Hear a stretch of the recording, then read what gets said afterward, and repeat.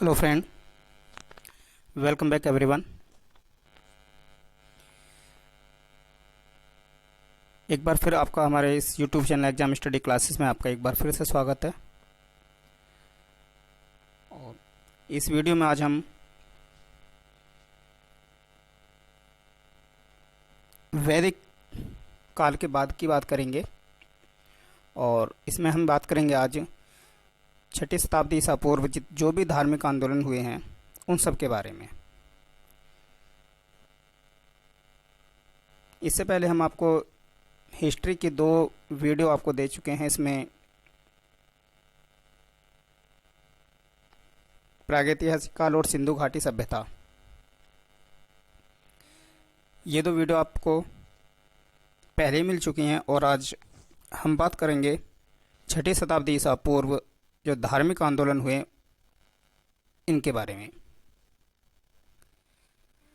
देखिए, इस छठी शताब्दी ईसा पूर्व जो भी आंदोलन हुए, धार्मिक आंदोलन हुए, वो बहुत आंदोलन आए, लेकिन इसमें जो इम्पोर्टेंट रहे और जो भी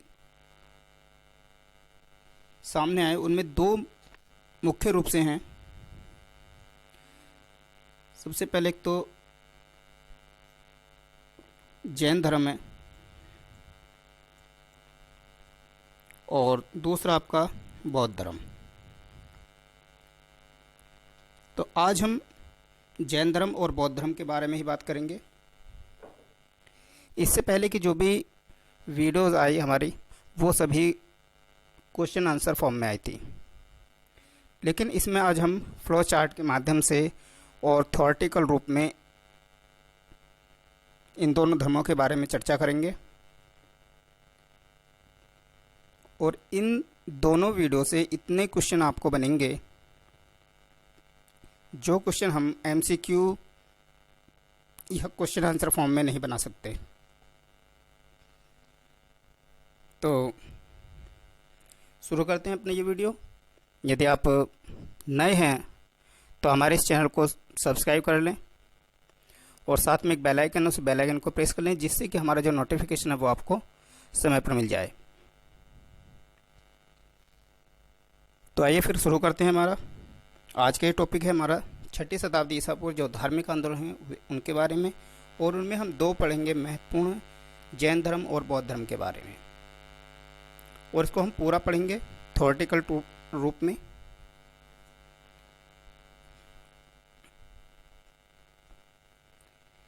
देखिए, छठी शताब्दी ईसा पूर्व के धार्मिक आंदोलन।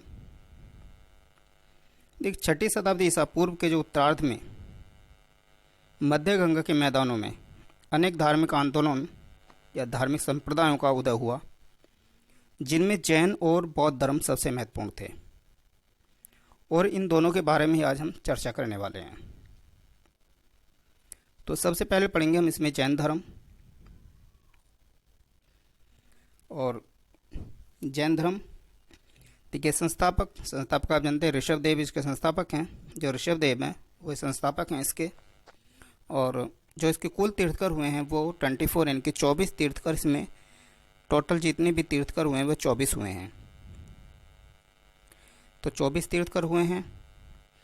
देखिए, जैन धर्म में कुल 24 तीर्थकर हुए हैं और सभी तीर्थकरों की पहचान उनके अलग अलग चिन्हों के द्वारा होती है। उनके कुछ प्रतीक चिन्ह हैं जिसके से हम उन तीर्थकरों को पहचान करते हैं।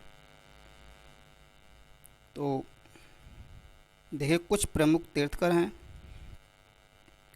और इसमें देखिए एक तरफ क्रम लिखा हुआ है, यानी कि ये हमारे पहले हैं, ये दूसरे हैं, ये तीसरे, ये 5वें हैं, और जो नेमिनाथ हैं वो 21वें हैं, 22, 23 और 24।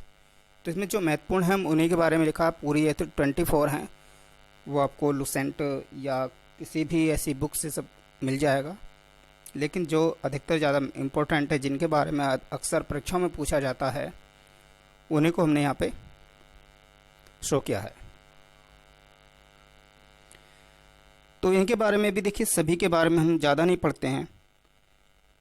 जो पहले तीर्थकर हैं वो ऋषभदेव हैं, इनका जो प्रतीक चिन्ह है वो सांड है।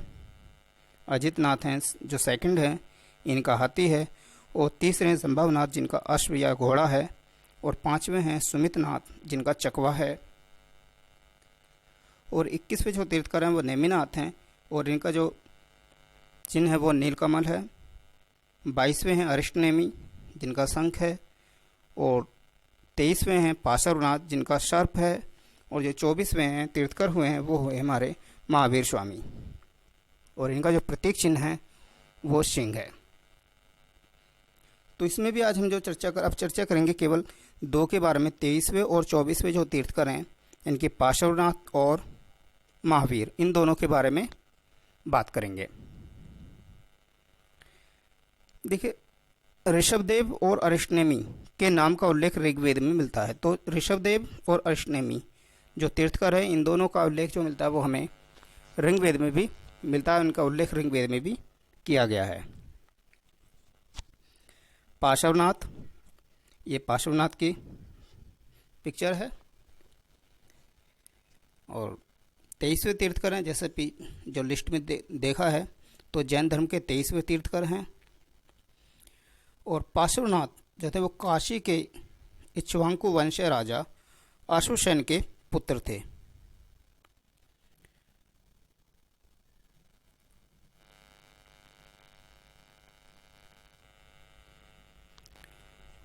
और जो पार्श्वनाथ हैं, कहा जाता है कि इनको 30 वर्ष की उम्र में वैराग्य उत्पन्न हुआ और ये अपने घर को त्याग करके सन्यासी हो गए। तो पार्श्वनाथ हैं, 30 वर्ष की उम्र में वैराग्य उत्पन्न होता है और ये अपना घर त्याग देते हैं, और त्यागने के बाद में पूरी तरह से सन्यासी हो जाते हैं। पार्श्वनाथ के द्वारा दी गई शिक्षा, देखिए शिक्षा है, थोड़ा प्रिंटिंग में मिस्टेक है। अगर आप इसके पीडीएफ भी चाहते तो पीडीएफ भी आपको पीडीएफ का लिंक जो है वो वीडियो में दे दिया जाएगा, जिससे कि आप उसको पीडीएफ को डाउनलोड करके पूरी तरह पढ़ सकते हैं, और जो पीडीएफ होगी उसमें इस तरह की कोई मिस्टेक नहीं होगी, वो पूरी तरह से आपको एकदम सही मिलेगी। तो इनकी शिक्षाओं के बारे में जानकारी देखते हैं, शिक्षा क्या क्या शिक्षा देते हैं ये। देखिए, पहले है हिंसा न करना, चोरी न करना, हमेशा सच बोलना और संपत्ति न रखना। तो ये चार हैं, ये चारों पार्श्वनाथ द्वारा दी गई प्रमुख शिक्षाएं हैं। तो इन्हें आप देख लेंगे, 4 शिक्षाएं हैं, ये चारों शिक्षाएं पार्श्वनाथ के द्वारा दी गई हैं। हिंसा न करना, चोरी न करना, हमेशा सच बोलना और संपत्ति न रखना। और इसमें एक इम्पोर्टेंट है कि जितने भी जो पार्श्वनाथ के बारे में पढ़ते हैं हम, या फिर बौद्ध धर्म में महात्मा बुद्ध के बारे में पढ़ते हैं, तो इनकी भी जो शिक्षाएं हैं उनमें भी इन्हीं को मेंशन किया है। चलिए आगे बढ़ते हैं। तो अब पढ़ते हैं महावीर स्वामी। देखिए, महावीर स्वामी हैं 24वें तीर्थकर, आप सभी जानते हैं महावीर स्वामी ही 24वें तीर्थकर हैं, और इनका जो प्रतीक चिन्ह है वो सिंह है। ये महावीर स्वामी की इमेज है। देखिए, अंतिम और 24वें तीर्थकर हैं। अंतिम है 24, कुल जो जैन धर्म है, जैन धर्म में कुल 24 तीर्थकर हुए हैं, और उनमें भी जो महावीर स्वामी हैं वो 24वें यानी कि अंतिम तीर्थकर हैं, और इनका जो चिन्ह है वो सिंह है। ये हम चर्चा कर चुके हैं पहले ही। देखिए, जन्म 540 ईसा पूर्व वैशाली गणतंत्र के कुंडल ग्राम में हुआ था। तो इनका जन्म जो होता है बहुत ही इंपॉर्टेंट है, पूछ लिया जाता है कि कब हुआ और कहाँ हुआ। तो 540 ईसा पूर्व वैशाली गणराज्य के कुंड ग्राम में महावीर स्वामी का जन्म होता है। और इनके जो पिता हैं वो ज्ञात्रक कुल के सरदार थे, और जो माता हैं वो त्रिशला, वो लिच्छवी के जो राजा हैं चेटक, उनकी बहन हैं। पत्नी का नाम यशोदा है, और जो पुत्री हैं वो अनुजा प्रियदर्शनी है। बहुत इंपॉर्टेंट है, इसके बारे में पूछा जाता है, कई एग्जाम में पूछा गया है कि इनके पिता किस कुल के सरदार थे या इनकी माता कौन थी। तो माता जो थी त्रिशला, वो लिच्छवी के राजा चेटक की बहन हैं, पिता ज्ञात्रक कुल के सरदार हैं, और जो पत्नी है इनकी वो यशोदा हैं, और उनकी जो पुत्री का नाम है वो अनुजा प्रियदर्शनी है। 30 वर्ष की उम्र में ये भी अपना गृह को त्याग देते हैं और सन्यासी बन जाते हैं।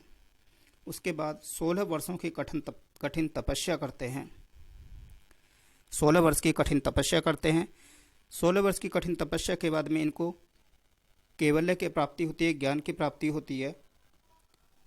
और ये जो होती है वो होती है जंबिक ग्राम के निकट ऋजुपालिका नदी। जंबिक ग्राम है, उसके पास में एक ऋजुपालिका नदी है और उसके तट पर ये साल है, जो साल का वृक्ष है, साल के वृक्ष के नीचे इन्हें कैवल्य की प्राप्ति होती है, मतलब ज्ञान की प्राप्ति होती है। केवल जैन धर्म में ज्ञान को कैवल्य कहा गया है। देखिए, ज्ञान की प्राप्ति के बाद महावीर जो कहलाए हैं वो है, इनमें कैवलिन कहा गया है, उन्हें जिन या विजेता कहा गया है, अरहत यानी कि पूज्य या योग्य कहा गया है, और निग्रंथ इनके बंधनहीन, ये इनके उपनाम हैं। इनकी ज्ञान प्राप्ति के बाद महावीर को कैवलिन, जैन विजेता, अरहत यानी कि पूज्य या फिर योग्य, और निग्रंथ यानी कि बंधनहीन कहलाए। बौद्ध साहित्य में महावीर को निगंठ नागपुत्र कहा गया है।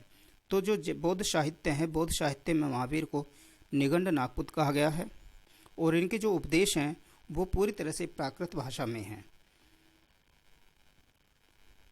पहले अनुयायी के बारे में बात करते तो इनके जो पहले अनुयायी हैं वो इनके दामाद हैं, जिनका नाम है जामाली। तो ये जामाली इनके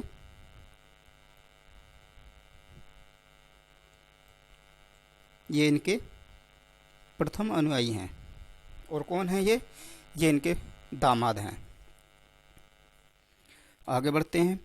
प्रथम भिक्षुणी कौन है? देखिए, नरेश दधिवाहन की बेटी है चंपा। ये दधिवाहन जो नरेश हैं, राजा हैं, दधिवाहन जो राजा हैं, उनकी पुत्री जो चंपा है वो इनकी प्रथम भिक्षुणी है। तो ये भी याद रखेंगे, प्रथम भिक्षुणी कौन है? चंपा है। दधिवाहन नरेश दधिवाहन की बेटी है। प्रथम अनुयायी जो हैं वो दामाद हैं इनके, जो जिनका नाम जमाली है। आगे बढ़ते हैं। अनुयायी, जो इनके अनुयायी हैं उन्हें हम जैन साहित्य में, जैन धर्म में निग्रंथ कहा गया है। तो इन्हें निग्रंथ कहा गया है। ये निग्रंथ है,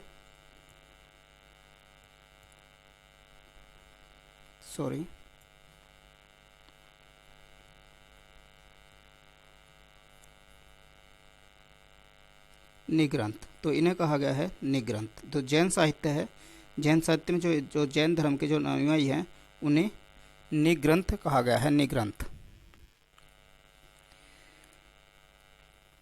देखिए, महावीर ने अपने शिष्यों को 11 गणधरों में बांटा था। तो 11 गणधरों में इन्होंने अपने शिष्यों को बांटा है। और जो सुधर्मा है, आर्य सुधर्मा, वो इनकी मृत्यु के बाद इनका प्रथम उपासक बनता है, मतलब प्रथम उपदेशक बनता है, उपदेश देने वाला बनता है। महावीर की मृत्यु के बाद जो प्रथम उपदेशक है वो आर्य सुधर्मा है। जैन धर्म 2 भागों में विभाजित है। किसमें विभाजित है? 2 भागों में है, श्वेतांबर और दिगंबर। श्वेतांबर और दिगंबर 2 भागों में जैन धर्म को विभाजित हो गया है। और जो भद्रबाहु के शिष्य हैं, उन्हें हम दिगंबर कहा गया है, कहते हैं। और जो स्थूल भद्र के शिष्य हैं उन्हें श्वेतांबर कहा गया है, वे श्वेतांबर कहलाते हैं। और एक परंपरा है, एक परंपरा के अनुसार क्या है कि जो महावीर स्वामी हैं, महावीर स्वामी का जब परिनिर्वाण हुआ है, परिनिर्वाण के 200 वर्षों के बाद मगध में भारी अकाल पड़ता है। और जो जैन हैं वो अपने प्राण बचाने के लिए, जो जैन भद्रबाहु हैं, अपने प्राण बचाने के लिए दक्षिण में उदयन के दक्षिण भारत में कर्नाटक चले गए हैं। और ये वहीं दक्षिण जैन दिगंबर कहलाते हैं, वहाँ पर इनको दक्षिण जैन दिगंबर कहा गया है। और जो स्थूलभद्र के साथ में जो मगध में ही रह गए हैं उन्हें श्वेतांबर कहते हैं। तो ये भी याद रहिए, एक परंपरा है कि जो कहा गया है, जो इतिहास में लिखा है, तो एक उसके अनुसार इसमें बताया गया है कि जब महावीर स्वामी का परिनिर्वाण होता है तो उसके 200 वर्षों के बाद मगध में बहुत भारी अकाल पड़ता है। और जो जैन भद्रबाहु हैं वो अपनी जान बचाने के लिए, अपने प्राण बचाने के लिए दक्षिण भारत में कर्नाटक चले गए। तो इन्हें दक्षिण जैन दिगंबर कहा गया। और कुछ जो जैन थे वो मगध में ही रह गए। तो वो जो स्थूलभद्र के जो अनुयायी थे, स्थूलभद्र के जो साथ में जो रह गए हैं मगध में, उन्हें श्वेतांबर कहा है।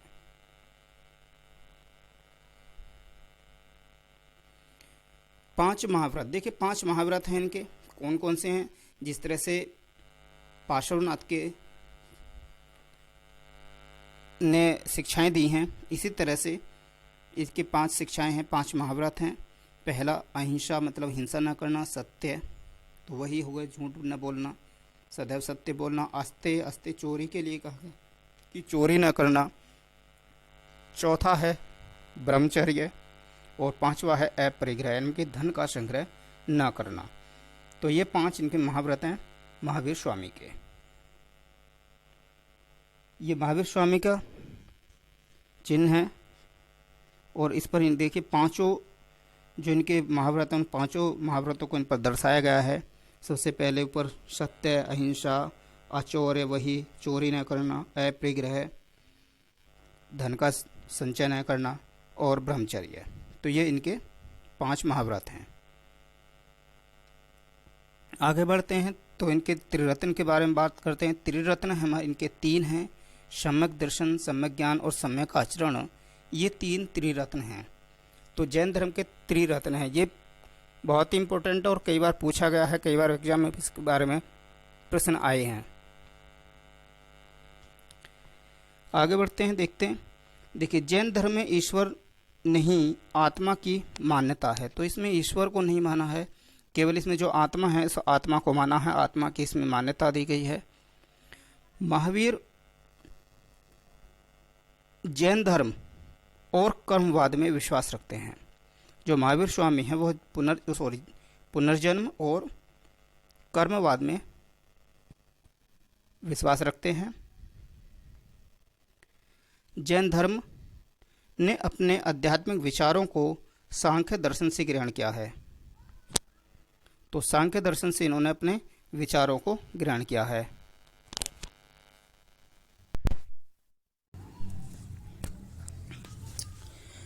निर्वाण के बारे में बात करते हैं। देखिए इनका निर्वाण 468 ईसा पूर्व राजगीर के पास पावापुरी में होता है। तो राजगीर के पास में पावापुरी, वहाँ पर 468 में इसको इन्हें निर्वाण की प्राप्ति होती है। और कहाँ प्राप्त होती है, तो मल्ल राजा हैं सृष्टिपाल, मल्ल राजा सृष्टिपाल के राजप्रसाद में इन्हें निर्वाण की प्राप्ति होती है, निर्वाण को प्राप्त होते हैं। प्रमुख तथ्य, कुछ इंपॉर्टेंट फैक्ट हैं तो इसके बारे में बात करते हैं। देखिए जैन धर्म को मानने वाले राजा, जो जैन धर्म के मानने वाले राजा यानी कि उनके जो समकालीन हैं, कौन कौन हैं। देखिए उदयन, वनराजा, चंद्रगुप्त मौर्य, कलिंग नरेश, खारवेल, राजा अमोघ वर्ष और चंदेल शासक, ये सभी जैन धर्म को मानने वाले राजा हैं।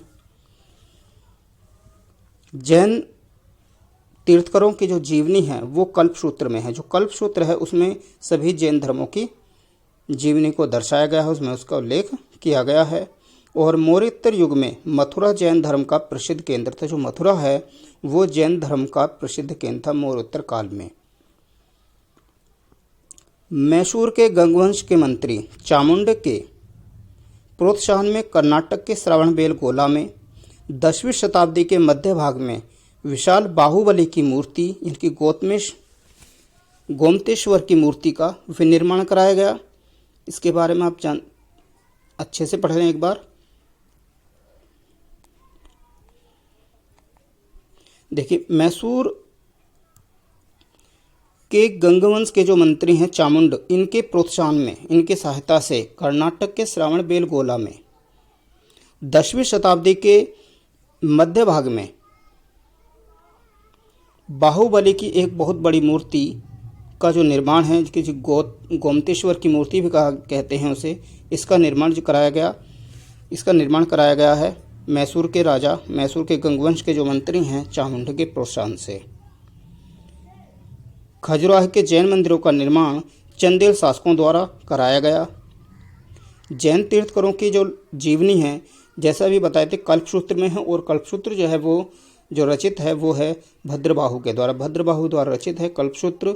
और इसमें जैन तीर्थकरों की सभी जीवनी मेंशन की गई हैं। मथुरा कला का जो संबंध है वो जैन धर्म से है। जो मथुरा कला है वो जैन, उनका जो संबंध है वो भी जैन धर्म से है मथुरा कला का। देख, अब आते हैं जैन संगतियों पर। तो कुछ प्रमुख जैन संगतियाँ होती हैं, जैसे प्रथम जैन संगति 300 ईसा पूर्व में होती है और पाटलिपुत्र में होती है, और इसके जो अध्यक्ष हैं वो इस स्थूलभद्र हैं। दूसरी जैन संगति जो होती है वो 6ठी शताब्दी में होती है, और ये होती है वल्लभी, यानी कि गुजरात में होती है। और क्षमा श्रवण जो है इस जैन संगति के अध्यक्ष बनते हैं। तो जैन संगति के बारे में भी अच्छे से याद रखेंगे कि प्रथम जैन संगति कब होती है, कहाँ होती है और उसके अध्यक्ष कौन हैं। तो प्रथम और द्वितीय दोनों जैन संगतियों को यहाँ पर मेंशन किया गया है। तो ये आप अच्छे से इन्हें देख सकते हैं, एक बार रिपीट कर सकते हैं। और यदि आप इस वीडियो को पूरी को 2 से 3 बार देखते हैं तो आपको इनके बारे में और कुछ पढ़ने की आवश्यकता नहीं होगी, ऐसी मेरी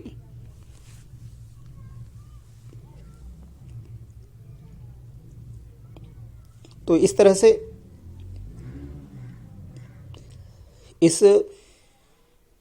इन पीपीटी को तैयार किया गया है ताकि आपको एक फ्लो चार्ट के तरीके से, जिससे कि आप अगर इनके बारे में पढ़ाई करते हैं, इनके बारे में पढ़ते हैं, तो कोई भी क्वेश्चन आपको यहाँ से नहीं छूटने वाला। चलिए आगे नेक्स्ट बढ़ते हैं। तो आगे नेक्स्ट देखते हैं क्या है।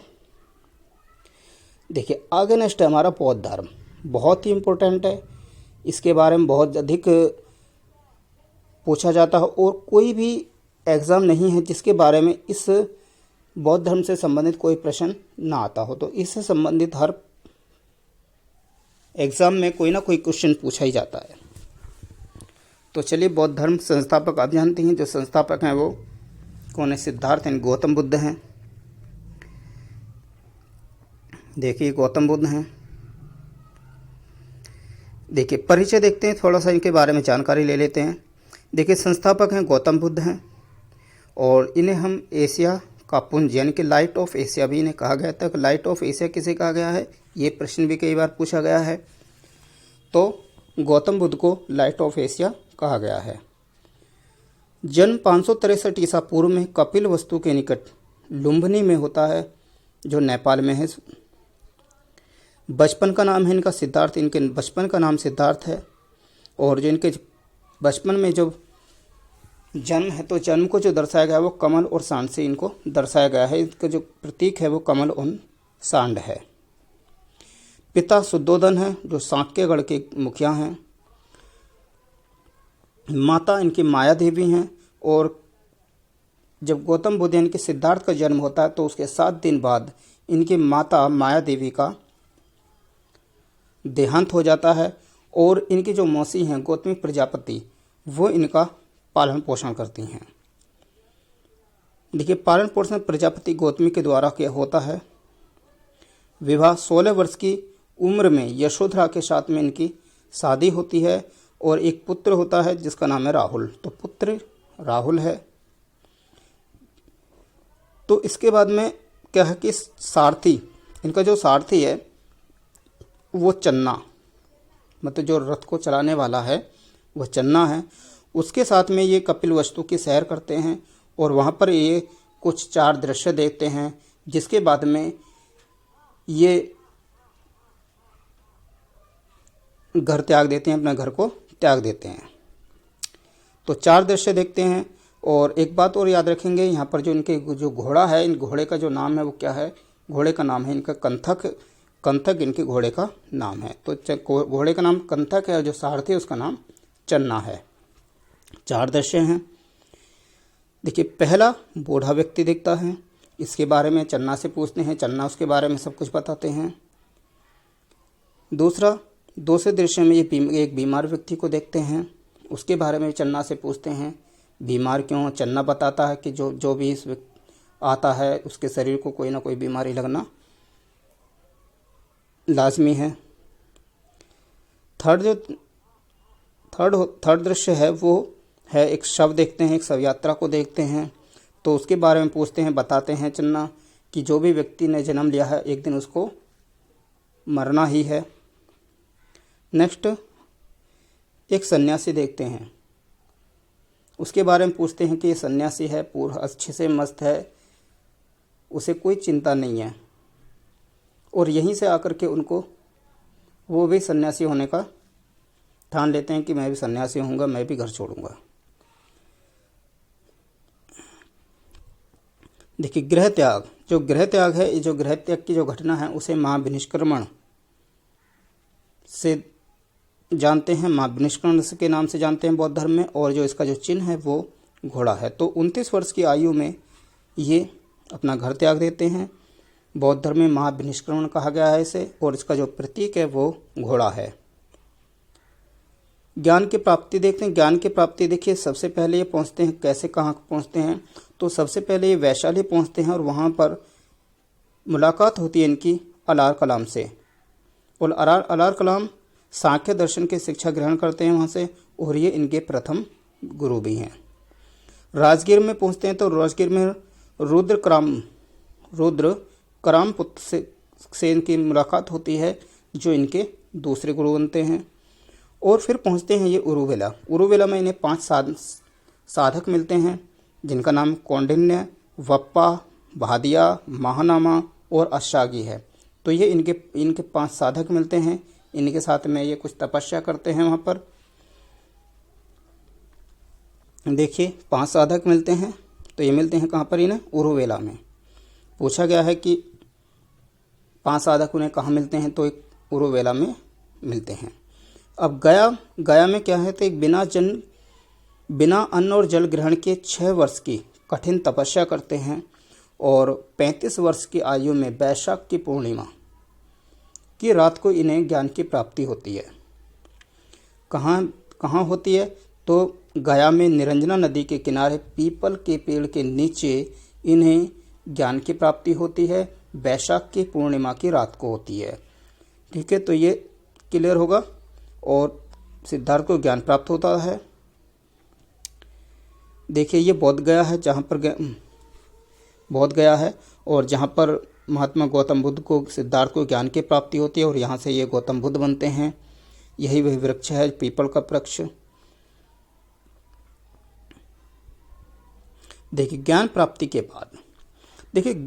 के बाद में क्या कहा गया है। देखिए जो सिद्धार्थ हैं वो अब बुद्ध के नाम से जाने गए हैं। जिस जगह पर इन्हें ज्ञान की प्राप्ति होती है वो उससे पहले गया थी, अब उसे बोध गया के नाम से जाना जाता है। और जो पेड़ है पीपल का, उस पीपल के पेड़ को अब ज्ञान की प्राप्ति के बाद में बोधि वृक्ष के नाम से जाना गया, बोधि वृक्ष उसे कहा गया है। देखिए आगे बढ़ते हैं, यहाँ तक का आपको क्लियर होगा। अगर अच्छा से करें तो 1-2 बार आप इस वीडियो को ज़रूर देखें, और आपको ये सब कुछ बहुत ही अच्छे से क्लियर हो जाएगा। और आशा है कि आपको फिर से ये दोबारा पढ़ने की आवश्यकता नहीं होगी। देखिए उपदेश, तो प्रथम उपदेश ये कहाँ देते हैं, प्रथम उपदेश सारनाथ में देते हैं। और वह जो घटना होती है वो धर्म चक्र परिवर्तन के नाम से बौद्ध साहित्य में जानी जा गई है। जो भी उपदेश देते हैं ये पाली भाषा में देते हैं, और जो सबसे अधिक जो उपदेश देते हैं वो श्रावस्ती में देते हैं, जो कौशल की राजधानी है। ऋषिपत्तनम, जो ऋषिपत्तनम है, ऋषिपत्तनम का ही नाम श्रावस्ती है। क्या है, कौशल की राजधानी, कौशल प्रांत की राजधानी थी। तो यहाँ पर ये सबसे अधिक उपदेश देते हैं। ये प्रश्न पूछा गया कि सबसे अधिक गौतम बुद्ध ने सबसे अधिक उपदेश कहाँ दिए, तो आंसर है श्रावस्ती में। प्रथम उपदेश कहाँ दिया, सारनाथ में दिया गया। और पूछा गया कि जब उपदेश देते हैं तो वो जो घटना है वो उस घटना को किस नाम से जाना गया है, तो उसे जाना गया है धर्म चक्र परिवर्तन के नाम से। चलिए आगे बढ़ते हैं। देखिए आनंद कौन है, आनंद इनका एक सबसे प्रिय शिष्य है। और ये बुद्ध जो भी अपने उपदेश देते हैं वो आनंद को संबंधित करके देते हैं। और आनंद के कहने पर ही बुद्ध ने बौद्ध संघ में महिलाओं को अनुमति दी। महिलाओं को पहले अनुमति नहीं थी, तो आनंद के कहने पर ही बौद्ध संघ में महिलाओं को आने की अनुमति प्रदान करते हैं। और सबसे पहली जो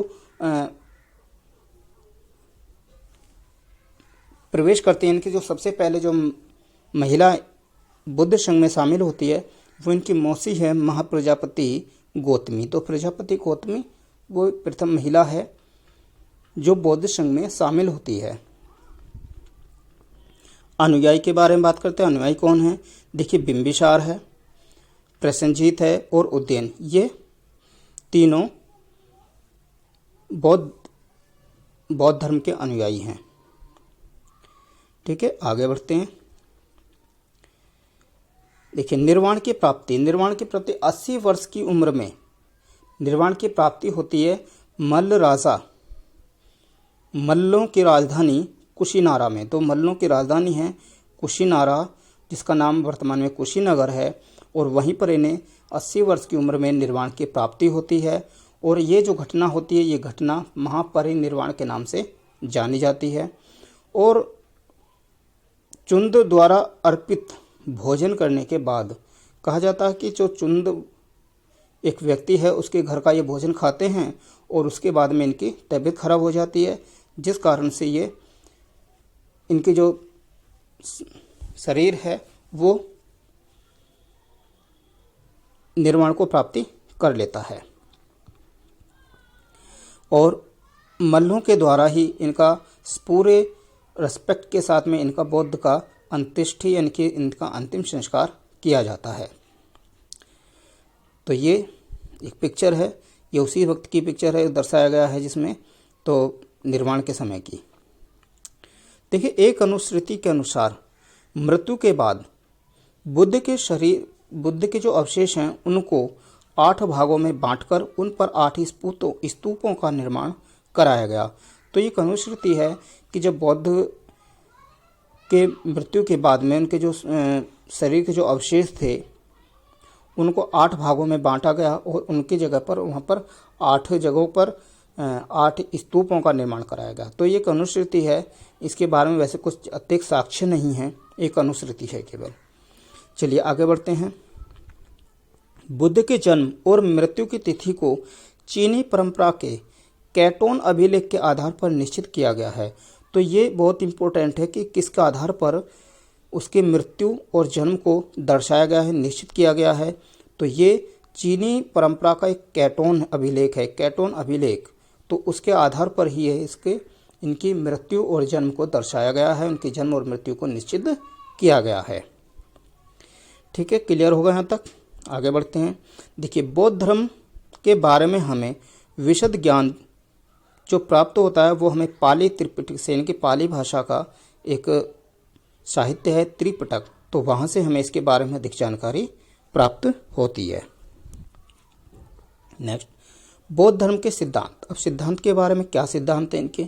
देखिए, महात्मा बुद्ध ने अपने धर्म में सामाजिक, आर्थिक, बौद्धिक, राजनीतिक स्वतंत्रता एवं समानता की शिक्षा दी है। बौद्ध धर्म मूलतः अनिश्वरवादी है, अनाथवादी है, अर्थात इसमें ईश्वर और धर्म की सत्ता को स्वीकार नहीं किया है, परंतु पुनर्जन्म को मान्यता दी गई है। तो ये बहुत ही इंपॉर्टेंट सवाल पड़ता है, ये बौद्ध धर्म से भी और जैन धर्म से भी। तो इसमें आप कंफ्यूज ना हो, दोनों को अच्छे से एक बार रिवाइज कर लें, यहाँ से आपका जो भी फैक्ट है वो आपको क्लियर हो जाएंगे। तो कि इस बौद्ध धर्म में क्या है, तो ईश्वर और आत्मा की सत्ता को स्वीकार नहीं किया गया, लेकिन इसमें क्या है, पुनर्जन्म को मान्यता दी गई है। ठीक है, आगे बढ़ते हैं। देखिए, आर्य सत्य क्या है इन्होंने? देखिए, बुद्ध ने सांसारिक दुखों के संबंध में 4 आर्य सत्यों का उपदेश दिए हैं। वो कौन से हैं? देखिए, ये हैं, दुख है, दुख समुदाय है, दुख निरोध है, तो दुख निरोधगामिनी प्रतिपदा, ये 4 इनके प्रमुख आर्य सत्य हैं। दुख समुदाय जो होता है, दुख समुदाय क्या होता है, दुख का जो निरोध है, दुख जो है वो निरोधगामिनी प्रतिपदा है। तो ये इनके 4 आर्य सत्य हैं। नेक्स्ट आगे बढ़ते हैं। देखिए, अष्टांगिक मार्ग, जो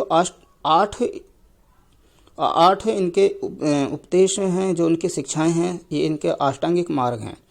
तो ये जान देखिए, सम्यक दृष्टि है, मतलब वस्तुओं के वास्तविक ज्ञान का ध्यान करना। सम्यक संकल्प है, आसक्ति, द्वेष और हिंसा से मुक्त विचार। सम्यक ज्ञान मतलब अच्छे वचन हों, अच्छी बातें हों, अप्रिय वचन जो होते हैं उनका परित्याग करना है। सम्यक कर्मांत जो कर्म हैं वो हमारे सही होने चाहिए। दान, दया, सत्य, अहिंसा, सत्कर्म ये सभी हमारे अच्छे होने चाहिए। सम्यक आजीव हमारे जो जीवन है वो जो सदाचार के नियम हैं उन नियमों के अनुकूल हम अपने जीवन व्यतीत करना चाहिए। सम्यक व्यायाम, विवेकपूर्ण प्रयत्न करने चाहिए हमें। सम्यक स्मृति, हमारे जो भी अपने याद रखना चाहिए वो हमें अच्छी बातों को याद रखना चाहिए।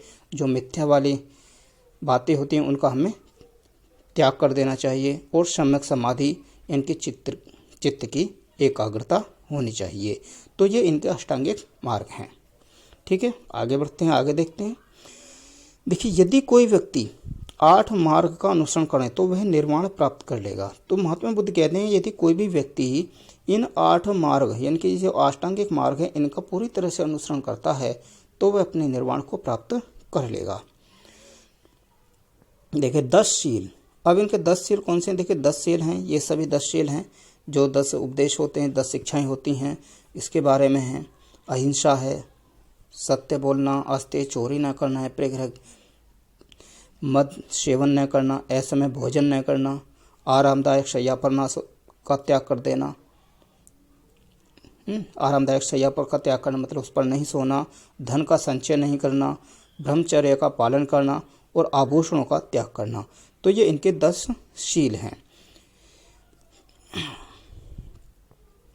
ये देखिए ये गौतम बुद्ध की जो इमेज है, ये इमेज जो बोध गया में जो मंदिर है वो उस बोध गया के मंदिर की पिक है। ये इस मंदिर की के वहाँ पे जो मूर्ति है इनकी वो यही है, सेम यही आपको देखने को मिलेगी और सेम यही है, ये वहीं से हमने उठाई गई है। ठीक है, देखिए त्रिरत्न, 3 रत्न हैं इनके, बुद्ध, धम्म और संघ। जैसे कि बुद्धम शरणम गच्छामि, धम्मम शरणम गच्छामि या संघम शरणम गच्छामि।